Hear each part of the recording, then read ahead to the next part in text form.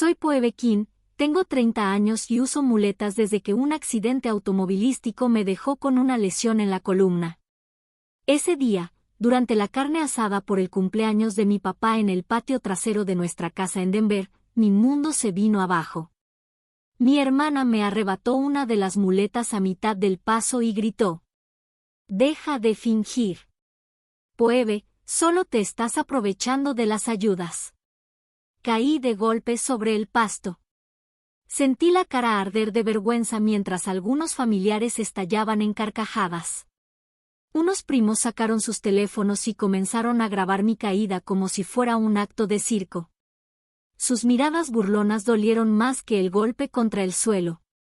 Alcancé a cruzar miradas con mi hermana, con esa expresión sospechosa que llevaba años viendo y que nunca terminé de entender.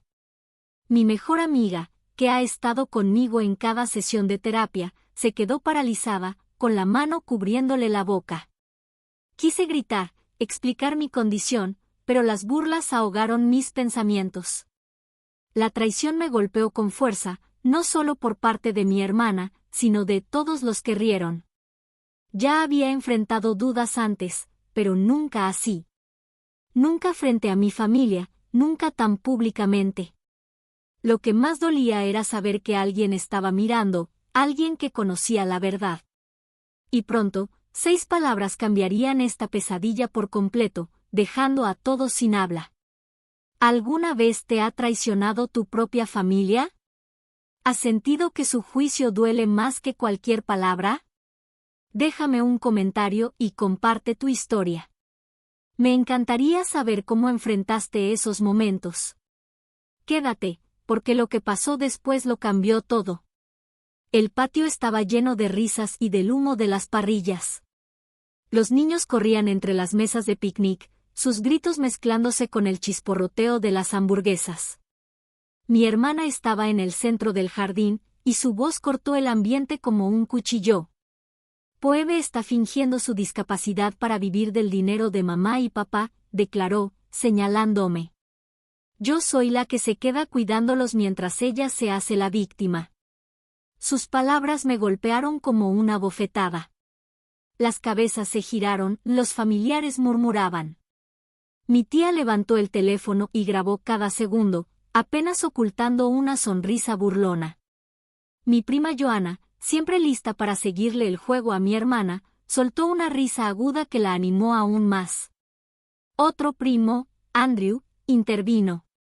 Yo la vi caminar en la clínica, sin muletas, solo apoyándose en la pared. Se me revolvió el estómago. Andrew me había visto durante una sesión de terapia, luchando por mantener el equilibrio unos segundos, no caminando. Abrí la boca para explicarme, con la voz temblorosa. Eso fue terapia física después de mi accidente hace 2 años. No puedo caminar sin ayuda. Pero mi tía me interrumpió, con la voz cargada de desprecio. No nos mientas, Phoebe. Las miradas del grupo me atravesaban. Algunos asentían, otros susurraban. Me sentía como un experimento bajo un microscopio, cada movimiento juzgado.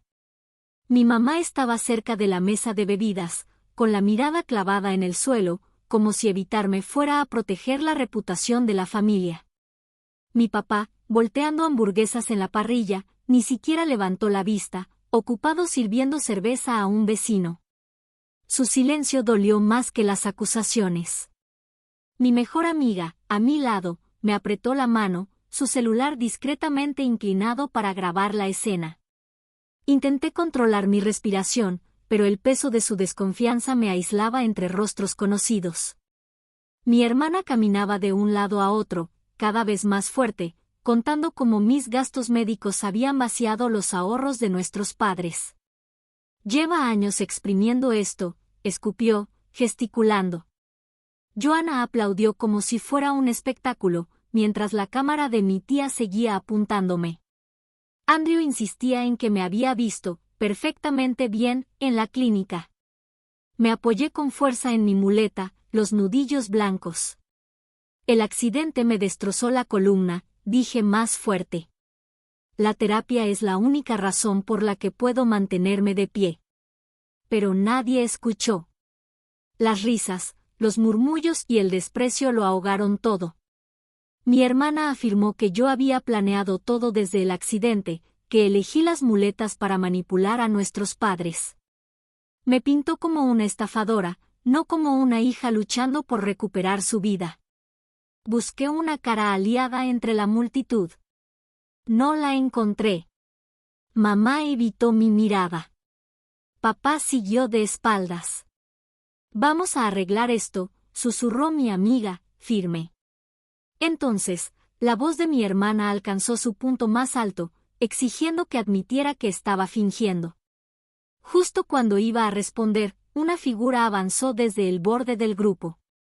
Una voz tranquila pero firme cortó el caos. Ella no está fingiendo. Y puedo probarlo.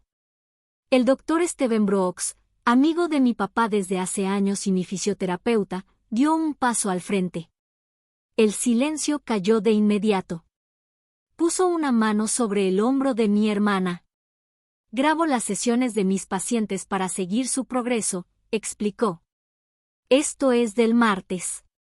Mostró un video donde se me veía luchando por avanzar con las muletas, las piernas temblando, el sudor cayendo por mi frente. Cada paso era una batalla. Nadie podía negarlo. Si alguien duda, puedo mostrar su expediente médico, añadió. Mi hermana palideció. Solo intentaba proteger a la familia, balbuceó. Nadie respondió. La vergüenza reemplazó las burlas. Sentí alivio y enojo. ¿Por qué tuvo que ser un extraño quien dijera la verdad? Mi mejor amiga apretó mi mano. Van a pagar por esto, susurró. La lesión de Poebe es real, sentenció el doctor. Y ha luchado más de lo que cualquiera de ustedes imagina. El silencio fue absoluto. No tienes que quedarte aquí, me dijo el doctor con suavidad. Asentí. Cuando mi hermana intentó detenerme, negué con la cabeza. Ya dijiste suficiente. Salí de ahí más ligera, aunque la rabia seguía viva. El video lo había cambiado todo. Ya no cargaba con su duda. Mientras me alejaba apoyada en mi muleta, entendí algo. No era yo la que había fallado, era mi familia. No podía permitir que eso continuara. En el hospital, el doctor Brooks me hizo una revisión rápida y confirmó que no tenía nuevas lesiones por la caída. Su amabilidad, tan distinta a la indiferencia de mi familia, me observó con atención. Sentada en el consultorio, saqué mi teléfono y busqué un abogado. Naomi revisaba sus contactos, frunciendo el ceño. Conozco a alguien, dijo, tocando un nombre en la pantalla. Lisa Donovan. Es implacable. Se especializa en derechos de las personas con discapacidad. Marqué el número con la mano firme. Cuando Lisa contestó, su voz era aguda y profesional. Le expliqué las acusaciones de mi hermana y el video que Naomi había grabado. Lisa escuchó con atención, haciendo preguntas precisas. Este es un caso claro de acoso y difamación, dijo. Podemos presentar una demanda civil por daños emocionales y económicos. Colgué con la decisión tomada. Voy a hacerlo, le dije a Naomi, con la voz firme. La voy a demandar. Naomi asintió, con los ojos brillantes. Yo seré tu testigo, dijo, colocando su mano sobre la mía. La decisión se sentía correcta, como un paso para recuperar mi dignidad.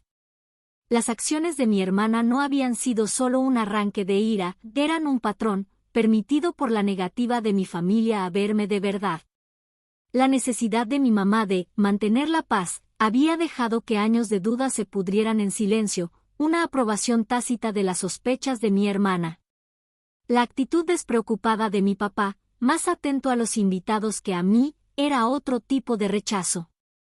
Recordé el patio trasero, los rostros de mis familiares, lo rápido que habían juzgado. El video de Clara, aún sin borrar, era un recordatorio de su complicidad. La risa de Joanna, la historia falsa de Andrew, todos habían participado. Pero el video de Naomi era mi arma, un registro de la verdad que intentaron enterrar. Ya no estaba luchando solo por mí. Esto era por cada momento en que dudaron de mí, cada vez que llamaron mentira a mi dolor. El Dr. Brooks regresó con el portapapeles en la mano. Puedes irte, dijo con amabilidad, pero tómalo con calma. Le di las gracias, con la determinación cada vez más firme. Naomi me ayudó a subir al coche, su presencia recordándome que no estaba sola. Mientras manejábamos de regreso en la noche, sentí un cambio dentro de mí. La reunión había expuesto las fallas de mi familia, pero también había encendido algo nuevo, la determinación de exigirles cuentas. Las palabras de Lisa resonaban en mi mente: acoso, difamación, daños. No eran solo términos legales. Eran un camino hacia la justicia. Mi hermana había cruzado una línea, y mis padres se lo habían permitido. No buscaba venganza, pero necesitaba que entendieran el costo de sus acciones. Naomi me miró, con una expresión feroz. «Podemos con esto», dijo, con una voz que sonaba a promesa. Asentí, con el corazón firme. La pelea apenas comenzaba. Unos días después, la policía llamó a la puerta de Sabrina. El detective Mark Peterson estaba en el porche, su placa brillando bajo el sol de Denver. Interrogó a mi hermana sobre el incidente en la reunión familiar, mencionando cargos por agredir a una persona con discapacidad y por difundir falsedades dañinas. El video que Naomi había grabado, ahora en manos de la policía, mostraba cada detalle, las acusaciones, la caída, las risas del grupo. La voz de Peterson fue firme mientras explicaba la gravedad de las acusaciones, su libreta llena de notas de nuestras declaraciones. El rostro de mi hermana, según me contó Naomi después, era una máscara de incredulidad, su seguridad habitual reemplazada por un silencio tembloroso. De regreso en mi departamento, me reuní con Lisa Donovan, mi abogada. Ya había presentado una demanda civil contra mi hermana, buscando compensación por el daño emocional y las pérdidas económicas causadas por sus actos. El video es irrefutable, dijo Lisa, con la mirada aguda detrás de sus lentes. Prueba intención y daño. Asentí, sintiendo el peso de sus palabras. No se trataba solo de dinero. Se trataba de obligar a mi hermana a enfrentar las consecuencias de su crueldad.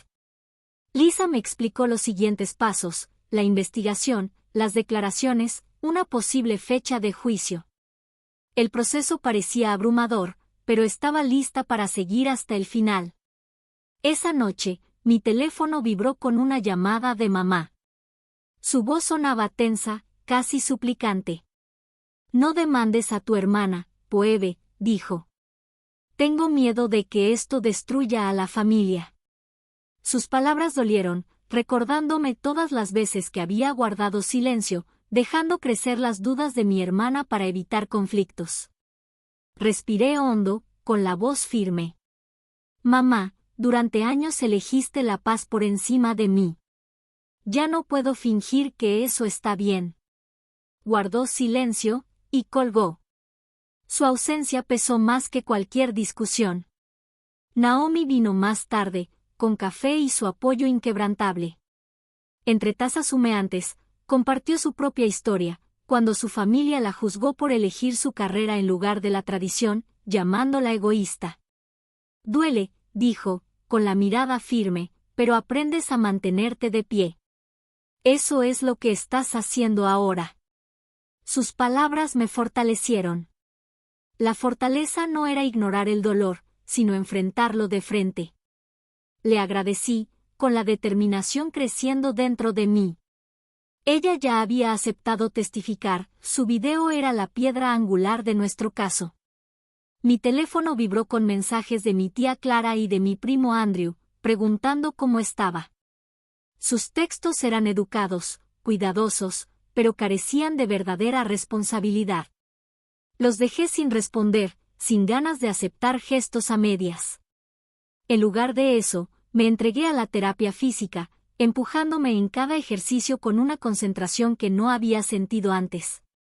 Cada paso, cada estiramiento, era una forma de recuperar mi cuerpo, un acto de desafío contra las dudas que me habían perseguido. El Dr. Brooks lo notó y asintió en silencio, una pequeña victoria. En la quietud de mis noches, empecé un blog. Al principio, solo era una manera de procesar lo ocurrido, de poner en palabras el dolor de ser malentendida por mi propia familia. Escribí sobre el momento de la caída, no con vergüenza, sino con claridad, como expuso lo frágil que puede ser la confianza. Describí el peso del silencio de mi madre, la indiferencia de mi padre y la rapidez con la que los demás me juzgaron. Las palabras salían a borbotones, crudas y sin filtros, cada publicación era un paso hacia la sanación.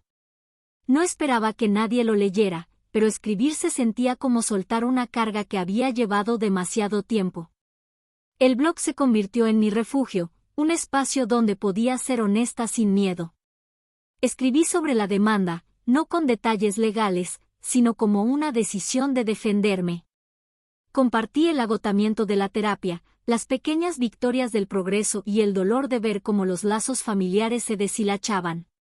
Cada entrada se sentía como una puntada que iba reparando las partes de mí que habían sido desgarradas. Naomi leía mis publicaciones y dejaba comentarios llenos de ánimo. «Estás convirtiendo el dolor en poder», escribió, y me aferré a esa idea, dejando que me guiara. La investigación contra mi hermana continuó. El detective Peterson me llamaba con actualizaciones, ya había entrevistado a testigos de la reunión, y sus relatos coincidían con el video de Naomi. Lisa preparaba documentos, su seguridad era un ancla constante. Yo mantuve el enfoque en la terapia y en escribir el blog, que se volvió un ritual de liberación. Los mensajes de mi familia, de Clara, de Andrew, incluso de mamá, se fueron diluyendo en el fondo. Sus palabras llegaban demasiado tarde. Ya no estaba enojada, no como antes. En su lugar sentía una fortaleza tranquila, una certeza de que iba por el camino correcto. La demanda no era solo contra mi hermana, era por cada vez que me habían descartado, por cada duda que me obligaron a desmentir. Escribir el blog me ayudó a ver que mi historia podía ser algo más grande que yo misma. Empecé a sentirme completa otra vez. No gracias a mi familia, sino a pesar de ellos. La historia de Naomi y su presencia inquebrantable me recordaban que no estaba sola. El mundo estaba a punto de conocer la verdad. El video explotó en redes sociales como un incendio. La grabación de Naomi se difundió por todas las plataformas, acumulando miles de compartidos en cuestión de días. Etiquetas sobre los derechos de las personas con discapacidad se volvieron tendencia, junto con comentarios que condenaban la crueldad captada en pantalla.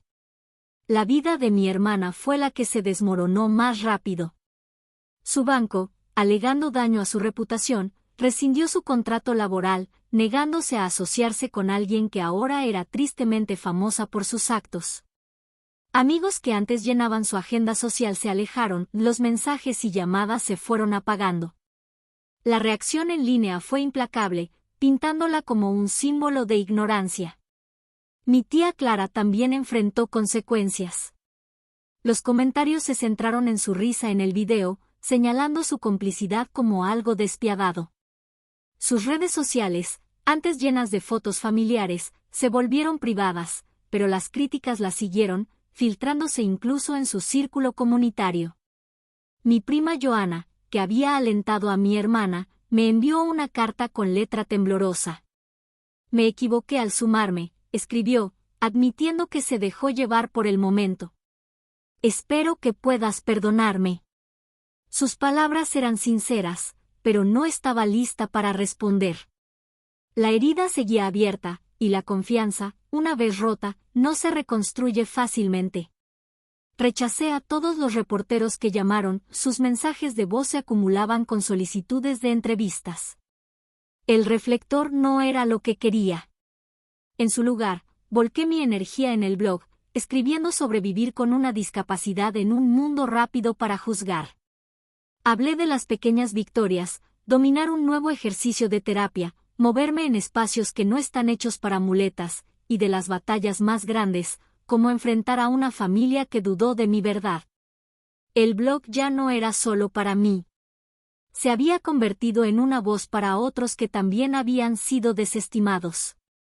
En mi siguiente sesión de terapia, el Dr. Brooks me recibió con una sonrisa poco habitual. «Estás más fuerte que nunca», dijo, notando cómo había mejorado mi equilibrio. Su reconocimiento se sintió como un hito, una prueba de que mi enfoque estaba dando frutos. Cada sesión era un paso para recuperar mi cuerpo, un acto silencioso de desafío contra el escepticismo que había soportado. El progreso físico reflejaba la claridad que encontraba al escribir cada entrada, afinando mi sentido de propósito. Los lectores comenzaron a encontrar el blog, y sus comentarios llegaron en oleadas.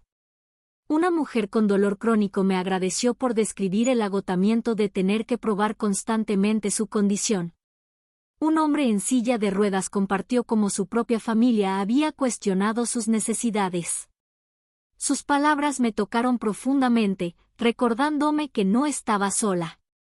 Extraños se convirtieron en comunidad, entrelazando sus historias con la mía. Una lectora me llamó «una voz para los invisibles», y esa frase se quedó conmigo, alimentando mi deseo de seguir escribiendo.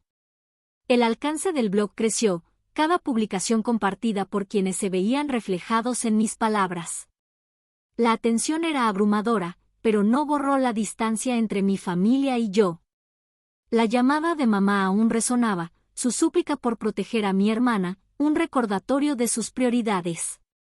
El silencio de papá, más atento a los invitados que a mí, se sentía como un muro imposible de cruzar. Incluso la carta de Joanna, aunque honesta, no podía deshacer años de duda.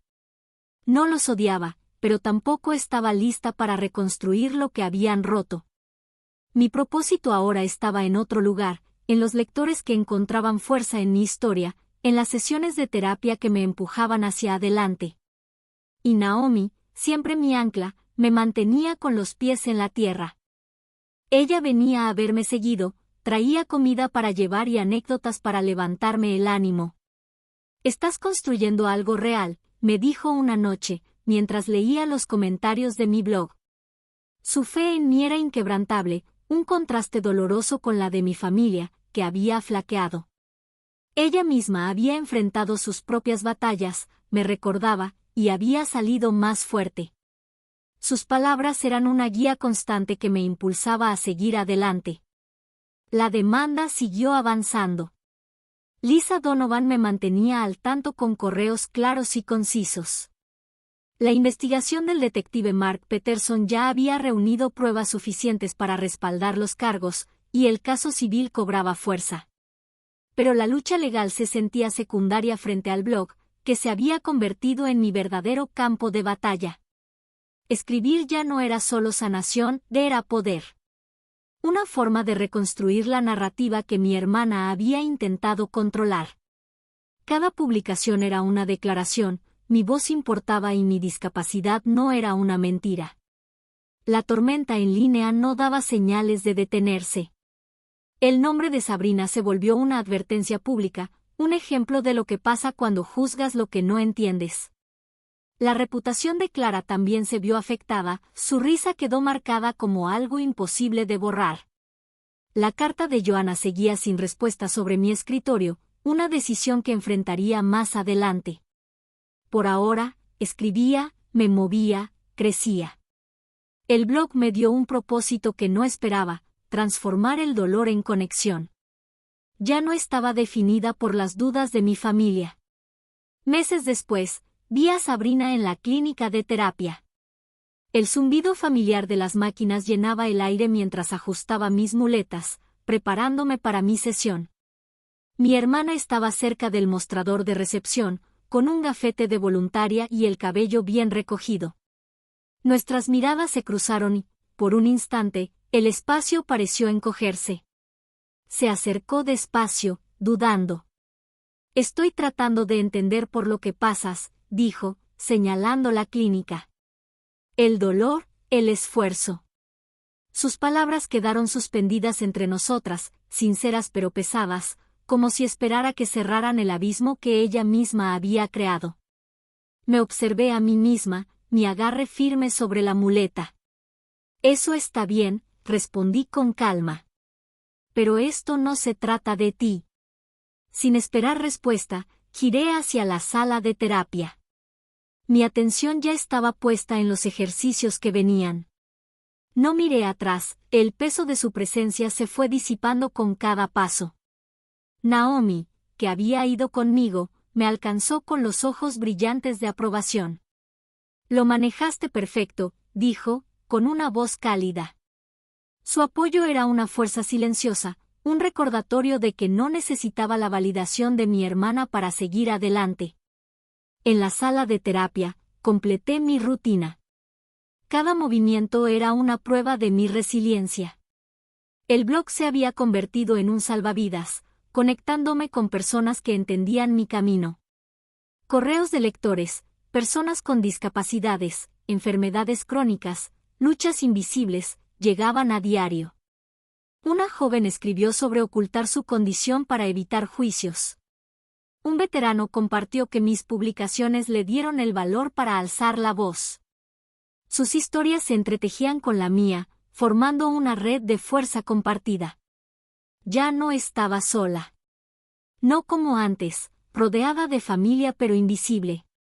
De vuelta en mi departamento, encontré un mensaje de mamá.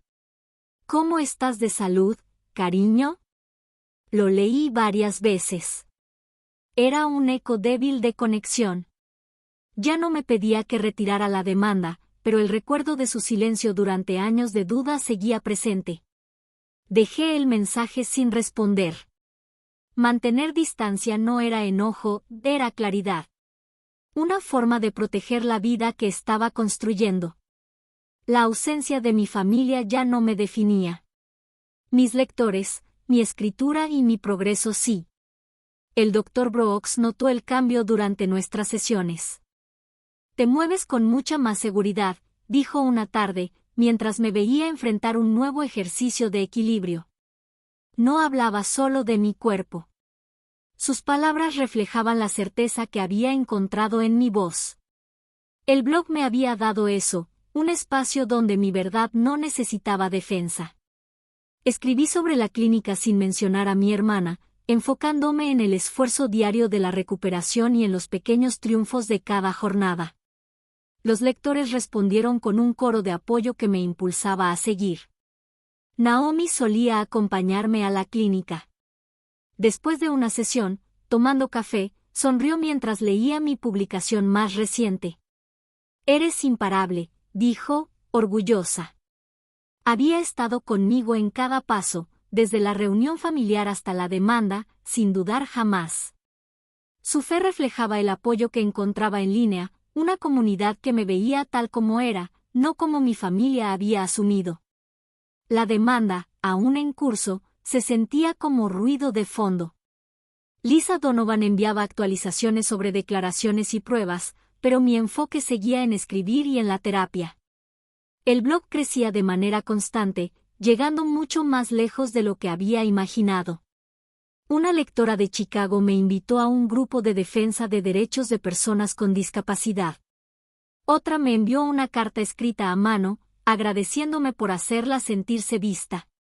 Cada mensaje era una chispa que alimentaba mi deseo de seguir compartiendo.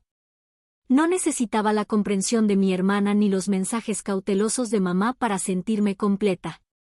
Mi confianza venía de dentro, construida con cada palabra escrita y cada persona que la leía. La clínica, antes un lugar de lucha, se convirtió en un símbolo de mi fortaleza. Cada sesión era prueba de que avanzaba.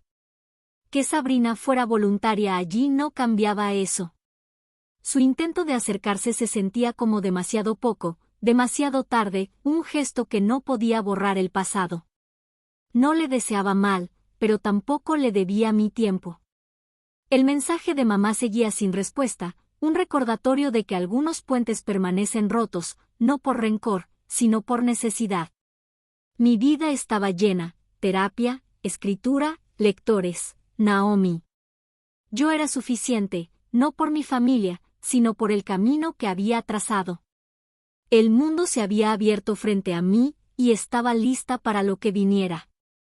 Un año después, mi blog ganó un premio comunitario. La Alianza de Discapacidad de Denver reconoció mi escritura por crear conciencia, elogiando su honestidad cruda y su impacto. De pie en un auditorio pequeño, sostuve una placa de vidrio entre mis manos, su peso me anclaba al momento. El aplauso de activistas y aliados se sintió como un abrazo cálido, un contraste profundo con el silencio que antes había enfrentado de mi familia.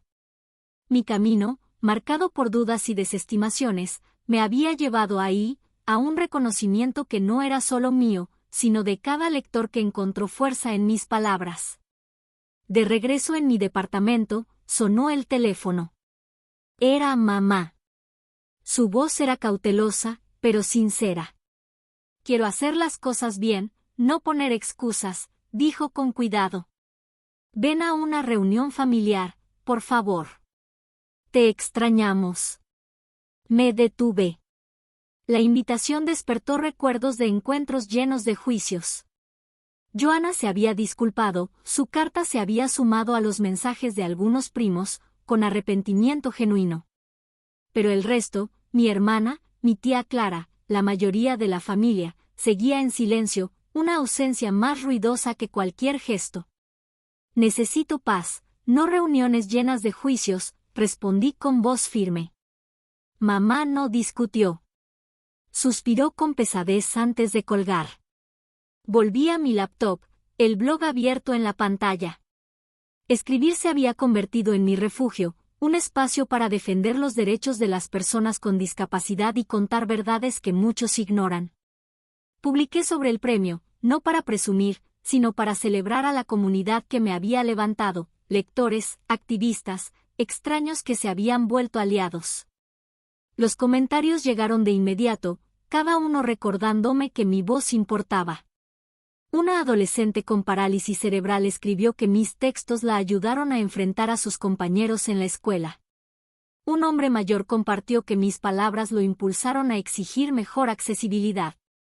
Y supe, sin duda alguna, que todo había valido la pena.